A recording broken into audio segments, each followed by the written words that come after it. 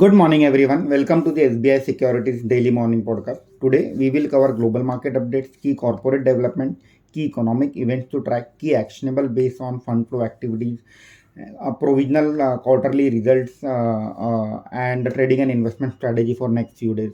So let us check what happened yesterday. Yesterday, we saw Sensex and Nifty both were down to the tune of 0.5%, and we saw selling in the private banks, auto and IT stocks, and this was tracking the global market. So we saw yesterday all the markets were in red, and the same negative sentiment was seen in the Indian market also. So we saw stocks like Maruti, Sun Pharma, NTPC, Tata Motors, ICICI Bank, HDFC Bank, and Reliance, all heavyweights were in negative yesterday. On the other hand, stocks like Bajaj Finance, Larsen and Toubro, Bajaj Finserv, and Titan were in green.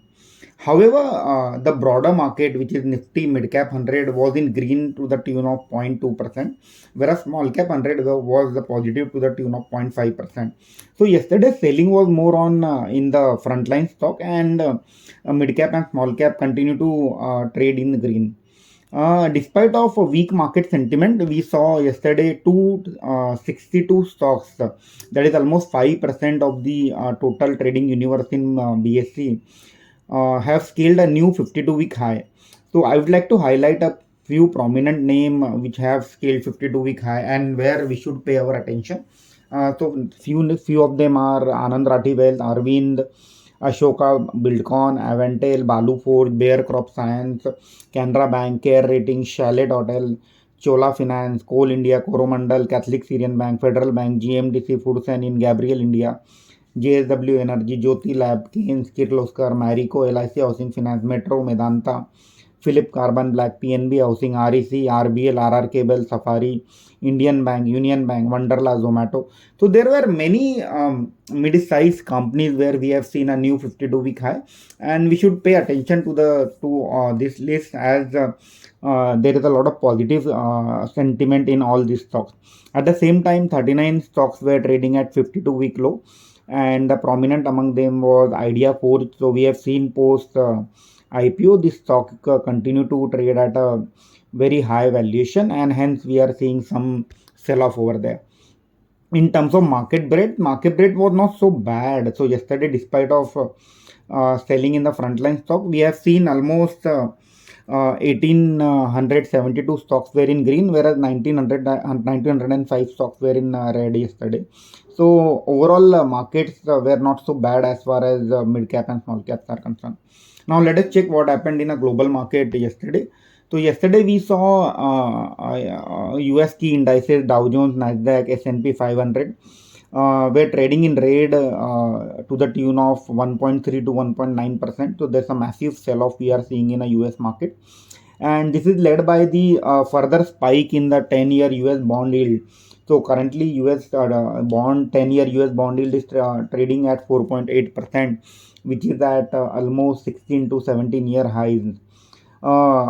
Even the similar trend was seen in European market. So we have seen all the key benchmark indices in Europe closed in red yesterday to the tune of 1%. Again, this is a reflection of concerns of high interest rate in US and hence the other part of the developed world. Mimicking the same, we are seeing today morning all Asian indices, Nikkei, Straits Times, Taiwan, Kospi are also down in red. So they are trading in the range of 1 to 2% negative in the opening trade. And GIFT Nifty, which is a barometer of Indian stock market, is showing levels of 19,449. This indicates that Nifty is likely to open gap down to the tune of 100 points. In terms of crude oil prices, so there is some relief in crude oil prices due to the concern that due to the slowdown in the global economy. So we have seen crude oil prices, Brent crude trading in the range of $91 to barrel, which was in the range of $95 a week back. So that's slightly positive as far as Indian economy is concerned. Now I would like to draw your attention to the volatility index. So yesterday we saw a volatility index jumping by 13% in US market. So US volatility index was trading at 19.8 levels. Kindly note this volatility index in US market is up by 41% in last 1 month. An impact is clearly seen in downtrending US equity market. Now let us check on fund flow. So yesterday it was a 10th consecutive session where foreign institutional investor were seller, and we have seen selling to the tune of 2034 crore, whereas buying from domestic institutional investor was to the tune of 1361 crore. So overall, if I have to check, it seems that sentiments are weak from a global market perspective due to the concerns of high interest rate in the economy, and GIFT Nifty is also suggesting a weak opening today. Now let us quickly move on to check which are the key actionable. So as we all know that September quarter is over and many companies are posting provisional quarterly updates. So we will quickly see 5-6 update which came in yesterday evening. The first was from DMart. So DMart has reported that their net sales for the second quarter is likely to go up by 18.5% YOY and 4% Q on Q to rupees 12,307 crore. So that's a good set of number likely to be posted by DMart.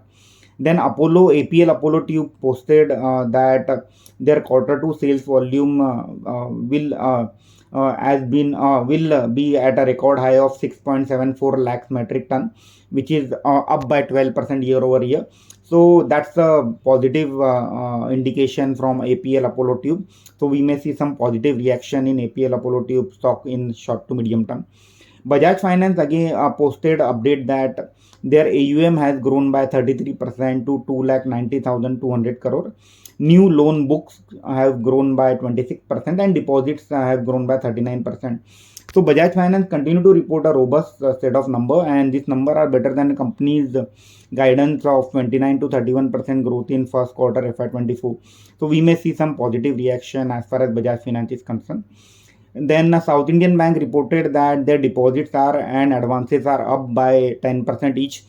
So that kind of lackluster growth as far as South Indian Bank is concerned.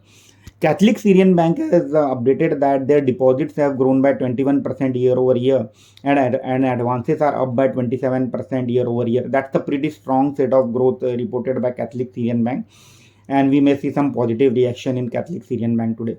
Bank of Maharashtra reported that their deposits are up by 22% and advances are up by 24% in second quarter. That's again a pretty strong set of number in Bank of Maharashtra. But one has to keep in mind that most of the positivity in Bank of Maharashtra is already in the stock price, and the stock is trading at close to the fair value band. So one need not jump into the today's opening trade as far as Bank of Maharashtra is concerned. Now, overall, if I have to see in banks, one has to keep in mind that it is not only about deposit and advances growth. One has to, the street will keenly check what is the net interest margin. So what is happening is that cost of deposits are increasing in the economy, and the banks which are able to grow deposits in line with the advances will be the banks which will emerge as a winner over next 3 to 4 quarters. So we need to keep check on both the advances as well as deposit growth when we track the quarterly results of the banking sector. Now moving on to the next key development, which is on Maruti and Bajaj Finserv.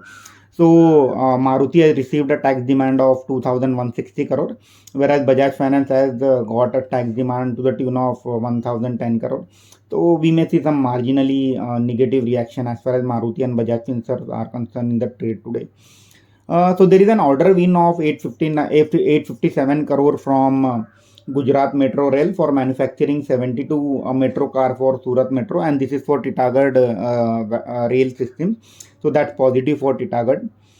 Stride Pharma, so there is a development that the company has received a US FDA approval for icosapent ethyl capsule, which is a bioequivalent to Vascepa of Amarin, and the market size of the same is $1.3 billion. That's a big market size. So we may see positive reaction in Stride Pharma today. HDFC Bank has announced a reorganization of the business. So they have separated their lending business into two verticals. One is a mortgage and one is a non-mortgage, and the separate vertical heads has been appointed. So HDFC Bank is undergoing or reorganization, and the benefits of the same will be visible in medium to long term. Nestle is meeting. There is a board meeting on 19th of October for stock split and second interim dividend. So Nestle will be in the focus today. Now let us check on IPO corner. So yesterday we saw listing of JSW Infra. The stock was up by 20%, whereas the Manoj Vaibhav Jewelers listed at close to the IPO price.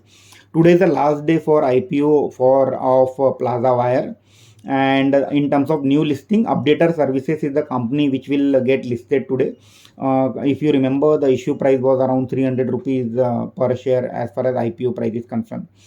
Now, which are the key events to track today? So today there is an OPEC meeting, and this meeting will be very crucial in terms of the crude oil prices. So the street will keenly watch this outcome of this meeting. At the same time, crude oil inventories data will also be out at global level. We may see some PMI data from Germany and Britain today. In terms of fund flow driven action, so we have seen buying from promoters of RK Forging and Jindal Stainless Steel. So both these stocks can be in the focus today. In terms of bulk and block deal, we have seen Hela Infra Market buying 10 lakh shares, that is almost 1.4% stake at rupees 164 in Shalimar Paint. So this can be in the focus in medium to long term. So if I have to conclude, market will continue to remain stock specific. Overall trend seems to be negative, and what we are seeing is that the companies where foreign institutional FII holdings are on a higher side due to the selling by foreign institutional investor, there is a pressure on stock prices of all those companies. Hence we are seeing a selling in the frontline stock, whereas mid cap and small cap stocks are mostly owned by domestic institutional investor as well as HNI and retail. Hence there is slightly sentiments are better, slightly better in those stocks. So one need to be very stock specific. Let us see what is the outcome of OPEC meeting today, and at the same time then RBI policy is due on 6th of October, which is the day after tomorrow. So let us focus on a stock specific activity.